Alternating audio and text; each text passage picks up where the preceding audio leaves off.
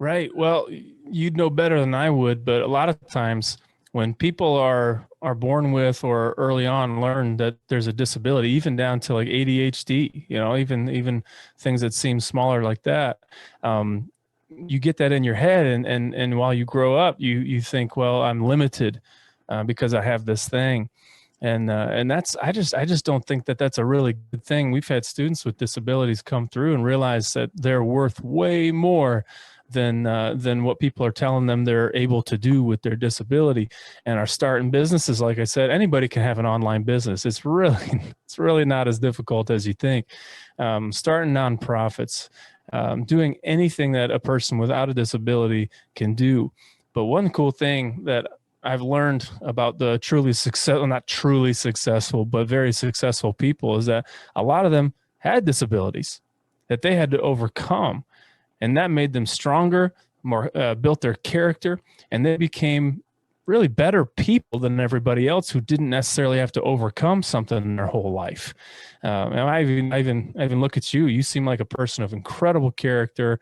I loved watching a lot of your videos that you had on your YouTube channel, but you overcame and you created your own thing. But when it comes to inclusion in the workforce, absolutely, absolutely go for it. I'm not sure I'm not sure. I'm not really that involved in it, but I'd absolutely love to learn more from you about what we can do to bring more inclusion to disabled people in the workforce. Absolutely.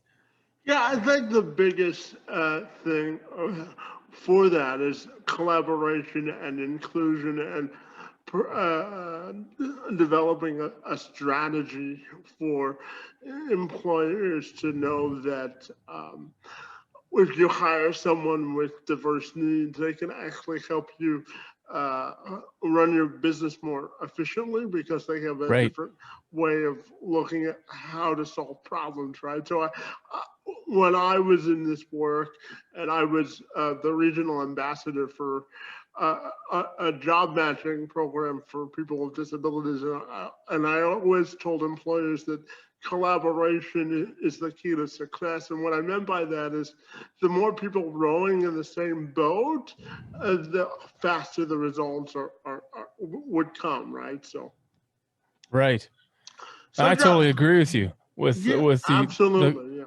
yeah, just being able to figure out problems a different way. It's funny. Like I had my knee was really messed up. This is a small example, but my knee was messed up from growing up. My genetics says that my knees weren't supposed to last as long as they did.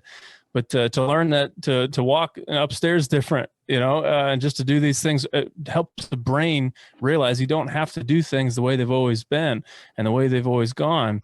I think like I said before, I think having these disabilities has helped people realize and be creative and innovative. I think it's a very powerful thing. To me, it's almost like a superpower that other people wouldn't really consider it that for some reason. So yeah, I totally agree. Collaboration, awareness that people who have struggled with something growing up might have more to say on the topic than we're giving them opportunity to speak on. I think the onus is on the entrepreneur to educate themselves. I've recently been taking some courses that have to do with my teaching, and I am working in a course right now how to teach adults with disabilities, whether they be physical or otherwise. And I've been learning so many wonderful things. And I think it's about checking our biases and our assumptions. And if you hire an individual to work in your business who has a disability, it doesn't mean it's going to be negative impacting the business. And I think that, as I said, the onus needs to be on the business owner to open their minds. Number one, get educated about what that can look like, and then look for opportunities to actively do that hiring. Because I think that the more diverse voices we have, the more diverse ideas, the better off our businesses will be. I think it's a great point, and one of my closest cousins has had a significant mental disability that she was born with, and I love her to death. I mean, she's just such a fantastic person, and what you see is they genuinely care about things, and it's identifying how they're expressing it. It's identifying what talents you can use for them to contribute to the organization. And when you're passionate about what you do and you're passionate about people, it's getting creative of seeing how you can use certain qualities of individuals in maybe a way that you didn't initially expect them to do something, or an expected role, and you have to be willing to adapt and change there.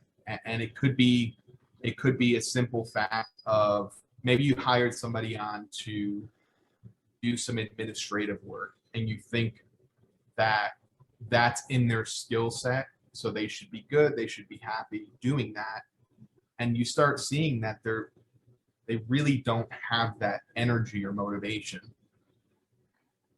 So it's a matter of rethinking the strategy and saying, you know what, maybe we'll have them participate in some of our project activities. Maybe we'll have them participate in some of our marketing activities. Maybe we'll have them work on some of our logistics. And you really, you can't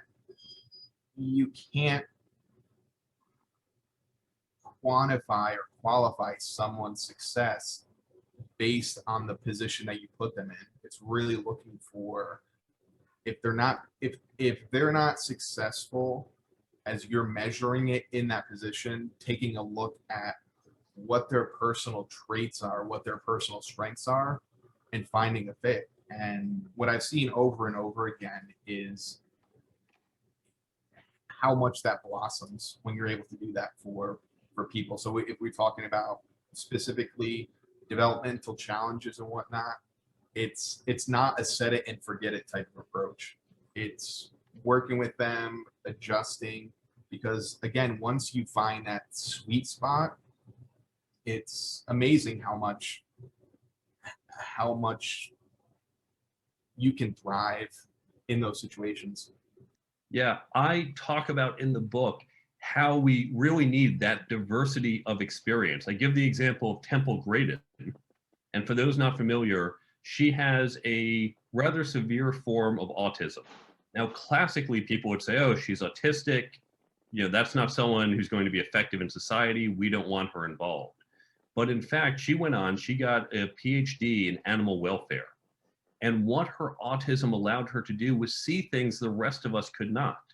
When she went into slaughterhouses, she would discover the noise, the lighting, it would terrify the animals. Now, most of us, we go into a noisy place, we go into a place where you've got lots of light and dark spots. We go, okay, well, this is it. I'm going to learn to tune out the noise.